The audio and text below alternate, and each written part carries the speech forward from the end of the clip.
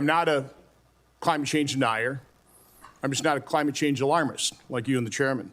I would call myself a climate change realist.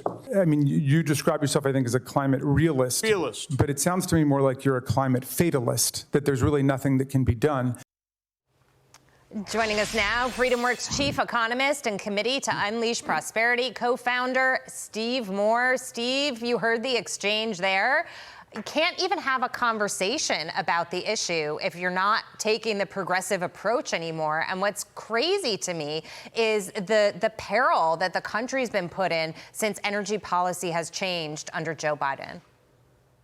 Yeah, you better believe it. I mean, the first thing that Donald Trump did when he became president was drill, baby, drill. And we used our oil, our gas, our coal, our nuclear, everything we had. And there's a reason, by the way, you mentioned our Committee to Unleash Prosperity. We just had a report yesterday that energy prices across this, including gas prices, electric utility prices, diesel prices that are paid by truckers, they're up 41% since Biden came into office. Why is that? Because he declared war on American oil and gas and coal, and we get 80% of our energy from fossil fuels. Now, look, I don't have a problem with using wind and solar when it's appropriate. I think we should use more nuclear power, but we have to use all of the above. And this idea that you've heard this term net zero. These people like Jamie Raskin want to eliminate all fossil fuels in the United States over the next 10 years. As an economist, I can tell you that would be it would completely paralyze the American economy. Yeah. So, Steve, as we talk about energy policy, we talk about the rise in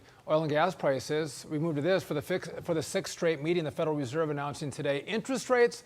They're going to remain as they are at a 23-year high.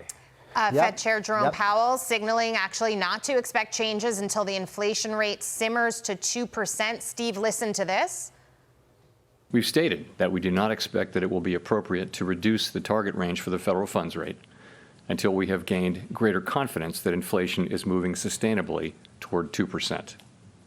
So far this year, the data have not given us that greater confidence. No, it has not. Very unfortunately for Americans because of a little thing the president likes to call Bidenomics. Inflation is stubbornly sitting at 3.5%. Steve, not moving. And again, the Fed target rate of 2%, we don't seem to be getting any closer to it. And I think it doesn't come back to Biden policies. It's whether it's energy or the massive spending that continues to happen with this administration, you're not going to see rates come down or inflation come down.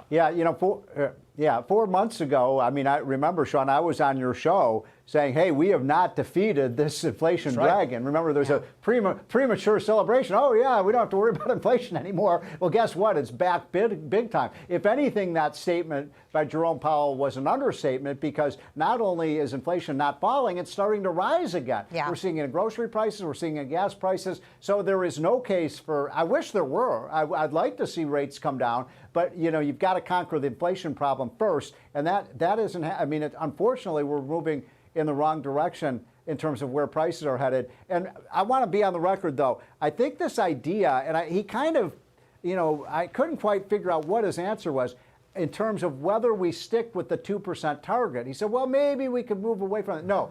2% target is where we should be. I don't want any backsliding because if it's 2.5%, then they're going to tolerate 4 and 5% inflation. So keep the inflation target where it is, Jackie.